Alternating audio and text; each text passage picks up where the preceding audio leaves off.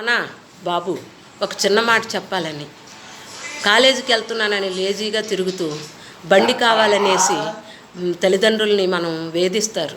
తల్లిదండ్రులకి అది బరువైనా భారమైనా తన కుమారుడు సంతోషంగా ఉండాలని, అది ఎంత ఎక్కువ రేట్ అయినా తన చెమటని రక్తంగా కార్చి ఆ బిడ్డ సంతోషం కోసం కొనిస్తారు.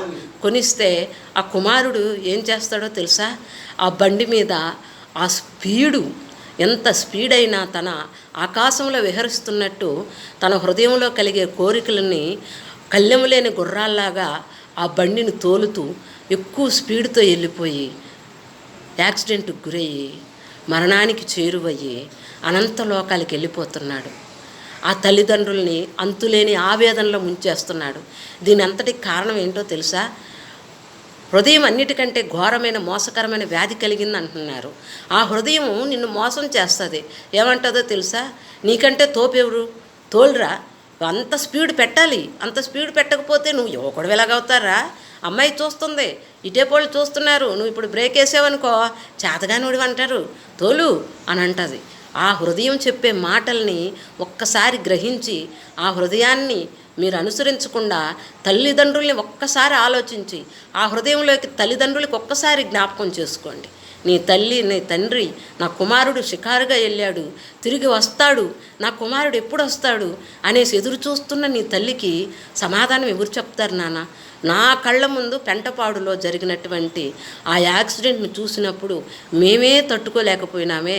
కన్న తల్లిదండ్రుల్ని కోలుకోవాలంటే ఎన్ని రోజులు పడుతుంది, ఎంత సమయం పడుతుంది.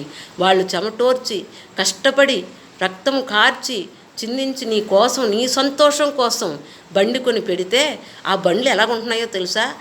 రేసు గుర్రాల్లాగా ఉంటున్నాయి ఆ బండ్లు.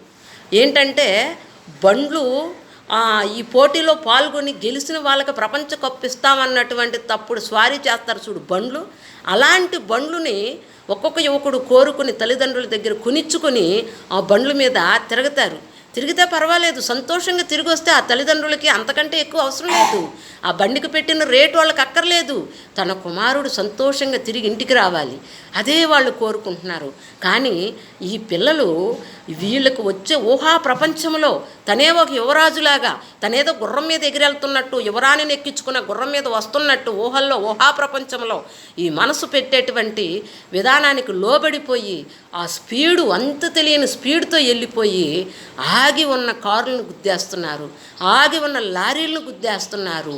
ఎంత యవ్వనం అండి! ఎంత చిన్న వయసులో వాళ్ళు మరణానికి చేరువైపోతుంటే ఆ తల్లిదండ్రుల హృదయ విదారకాన్ని చూడలేక మనసు వికలమైపోతుంది. హృదయాన్ని గ్రహించండి. అందుకే కదా మన సంస్థాన కవి బాలమురళీకృష్ణ ఏమన్నారు? మోగ దెయ్యం లాంటిదంట ఈ హృదయం. ఆ మోగ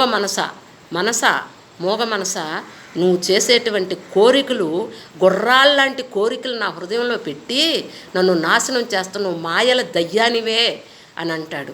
కాబట్టి ఈ మనసుని, ఈ హృదయం పెట్టేటువంటి ఈ మనసుని, ఈ భ్రమలని ఎరిగి తల్లిదండ్రుల యొక్క ఆలోచనని గుర్తెరిగి వాళ్ళ ఆశలను నెరవేర్చే బిడ్డలుగా, యువతగా మీరందరూ ఉండాలని ఒక అమ్మలాంటి అమ్మ నేను మిమ్మల్ని ప్రాధేయపడుతున్నాను నాన్న.